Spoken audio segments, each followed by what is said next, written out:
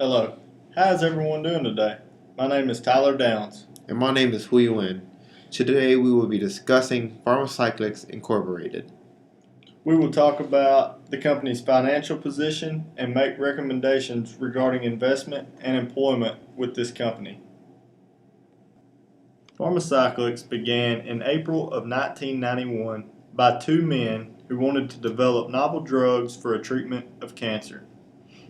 In 2008, the board of directors interviewed Mr. Robert Dugan, a man who was the founder of the world's first surgical robotics company, and they voted him Chief Executive Officer of Pharmacyclics.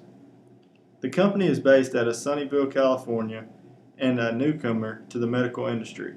Pharmacyclics only has 484 full-time employees, all in which are very dedicated to their job and honored to work on their key product, Imbruvica. Pharmacyclics is a biopharmaceutical company that commercializes, designs, and develops therapies to increase and improve the quality of life. In 2012, Pharmacyclics signed a partnership with Johnson & Johnson, allowing them to market their new product, Imbruvica. Imbruvica is a prescription capsule that is designed to treat people with mantle cell lymphoma and chronic lymphocytic leukemia. Imbruvica is not a cure for cancer, but is a treatment that will increase the duration of a lifetime and improve the qualities of life for those with serious healthcare needs. Here is a stock report over the past 3 months. It is on a slow decrease, but in previous years, Pharmacyclics had a drop and then a rise in their stocks. Though their stocks are uniformly decreasing for now, but they will soon increase. The companies around them have stocks that are extremely volatile and ever-changing, so having a company that has a steady increase and a decrease is highly reliable. Back in 2009, stocks were at a low of $1, and now around 2013, they've risen up to almost $100. Looking at a chart of our stocks, for this past year, there was an increase from $80 in May of 2013 to a high of around $160 in March of 2014. Though there is a drop after that, like I said in previous slides, there is a predicted increase within this 2014 year. The great thing about their stocks is that they're up 0.29 points and 0.33% and a 0.33% change, which is excellent to be in the positives. In this slide, we will discuss Pharmacyclics' current ratio, or the ability to use their assets to pay liabilities. To find this, we will use our current assets and divide that by our current liabilities. This will help distinguish how fast we will pay off our liabilities.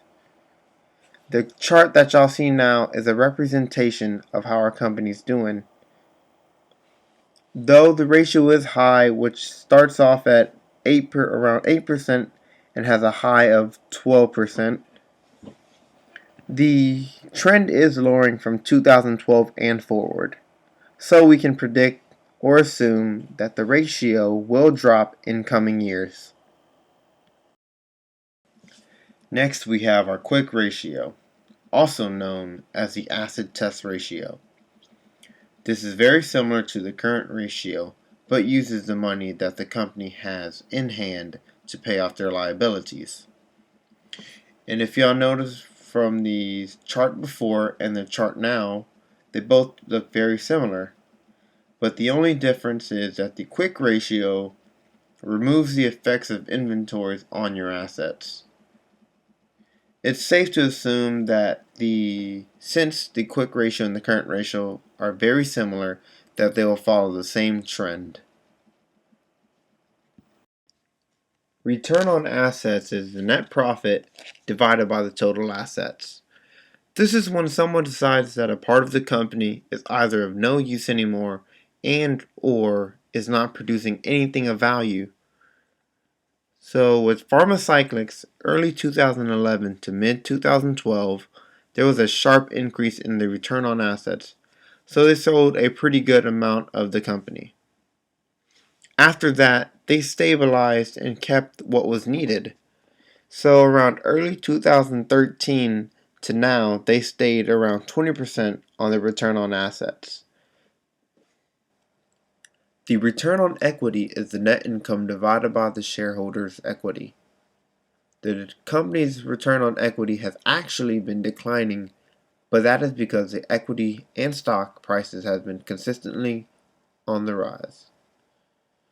The income has also been on the rise, but not at the same rate as the stock and equity. On this slide, we'll discuss the debt ratio, which is the current liabilities divided by the total assets. The debt ratio for this industry is around 68% for the 2013 year, and we are well below those standards by at least 40%. This shows that we are able to handle our assets with little troubles and are able to handle our money wisely. After seeing the previous slides, Pharmacyclics has shown that they are a long-term investment. Investing in this company will lead to success. They have exhibited large increase in their stocks from $1 in 2009 up to around $100 in 2014. With Robert Dugan at their lead, this company has proven to be successful. Robert Dugan has shown both financial knowledge and financial skill by selling 2.2 million shares at $94.20 on March 8, 2013. The company reported a $560 million balance sheet, cash with no debt as of September 30th, 2013.